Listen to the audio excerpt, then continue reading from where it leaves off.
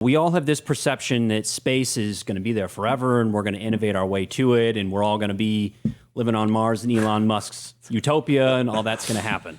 But in reality, I think a lot of experts know that our capacity to reach low Earth orbit for humanitarian or military reasons is much more fragile than people realize.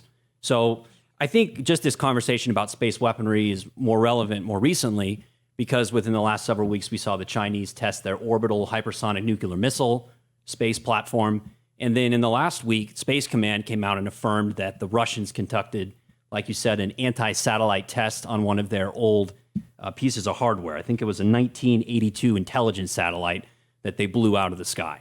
Now, of course, we didn't get any advance warning of this. They just decided to fire up a intercontinental ballistic missile on a vertical trajectory and shoot down one of their own satellites. And this all sounds like something that's very far away and distant and like, oh, well, it's the infinite vastness of space. Like, why does this really matter? But in reality, I think people that are space geeks like myself, I mean, I'm outing myself here on the show, but it is what it is. Space weirdos like me have kind of this awareness that space junk actively now is a serious problem. So I don't know if you out there or you two have seen the movie Gravity. That's kind of the thing I'm talking about, where there's like just massive clouds of debris that are orbiting the Earth at 17,000+ miles an hour. So the real threat that an ASAT attack poses, yes, absolutely would leave our hardware disabled, so we wouldn't be able to use the best military assets that we have. But I think a truly large-scale ASAT attack, like the ones that the Russians were bragging about, they had some Kremlin official out there saying like, oh, well, we just shoot down 32 NATO satellites and we totally emasculate their armed forces in one foul swoop. In reality, I think the implications of if they actually did that are enormous. So in 1978, NASA had a satellite or a scientist named Donald J. Kessler. And Kessler in the astro community is famous for coming up with the very appropriately named Kessler syndrome.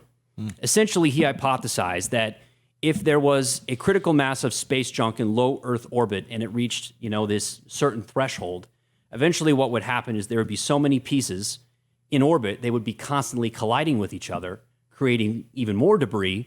And this would basically make an irreversible cascade where pieces would be colliding with each other and make a debris field around the entire world, which would destroy every satellite we have in orbit, including the International Space Station. And it would render space inaccessible permanently, or at least until we figured out some mechanism to pull all of that debris out of low Earth orbit. So even the ASAT attack that we saw this week, Space Command said that it produced 1,500 pieces of space debris that are above, like a softball size. But he said it created hundreds of thousands of smaller pieces of debris. And these are literal, like, orbital bullets that are spinning around the Earth at a tremendous speed. And this ASAT attack forced the astronauts on the International Space Station, including, ironically, one of them being Russian, to have to go to their lifeboats because they thought that the debris field created from this ASAT attack would destroy the $150 billion International Space Station. Wow. So I think the implications of this type of thing proliferating are major. And if truly people start to conduct these tests like it's something, let's just try out this weapon capacity, that could have like serious consequences for space travel. So I think the question I want to pose to you two with just everything that's happened in the last month, will the next accident or event in space create the next war on the ground? I mean, I think it's possible, depending on what happens. I mean, if you think about if the space station would have been hit, if it got destroyed from this was purposeful, though. They meant to blow it up, yeah, right? Absolutely. Yeah, so imagine if the space station was destroyed. I think that there would be some grounds from the U.S. and its allies to, I mean, how do you retaliate for that? You can't just let Russia get away with it. Can they just blow stuff up in space all they want and think, we'll just get away with it? Like, no, you can't get away with it. I wonder if Space Force plays a role here, if there's something that Space Force can do. But I don't really know how you respond to this situation. I mean, right, Josh, do you have any ideas? How do you respond? How do you deal with space attacks? Because that's up there. It's not on the ground. It's a weird situation. I don't know how you respond to it. So if the question is how you respond to an accident, I think that's one answer. If the question is how you respond to an attack, Right. I think that's a radically different answer. If there's an accident that occurs because of irresponsible behavior from the Russians, they desperately want to be accepted by the West. They want to be in the G20. They want to be in the G7. They want to trade with us. Yeah. There are a number of diplomatic and economic weapons at our disposal that could help bring them back in line and make it painful enough that they wouldn't want to try that again. Heaven help us if it's an intentional attack, because the Cold War is over, but those missiles are still sitting there, and it's still a case of mutually assured destruction. That's one of the reasons you want to keep nukes from proliferating.